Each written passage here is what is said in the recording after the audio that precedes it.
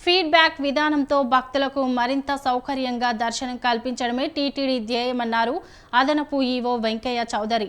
TTD Vaikuntha ద్వార దర్శనం ఏర్పాట్లపై 96% మంది భక్తులు సంతృప్తి వ్యక్తం చేశారని గణతంత్ర వేడుకల సందర్భంగా చెప్పారు.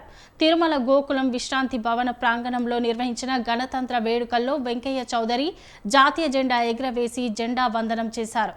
ప్రపంచ వ్యాప్తంగా శ్రీవారి దర్శనానికి వచ్చే భక్తులకు టీటీడీ ఉద్యోగులు సమిష్టి కృషితో మరింత మెరుగైన సేవలు అందించాలని అన్నారు.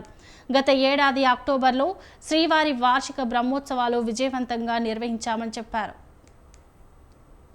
ఈ మధ్యకాలంలో మనం అనేక రకమైన కార్యక్రమాలు చేపట్టడం జరిగింది.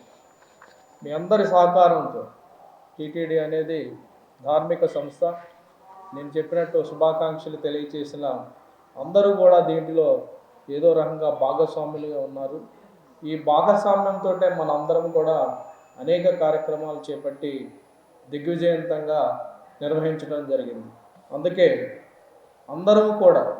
మనందరం కూడా మన పరిధిలో బాధ్యతలు నిర్వర్తించినప్పుడే కార్యక్రమాలు విజయవంతంగా అవుతాయని ఈ సందర్భంగా తెలియజేస్తున్నాను.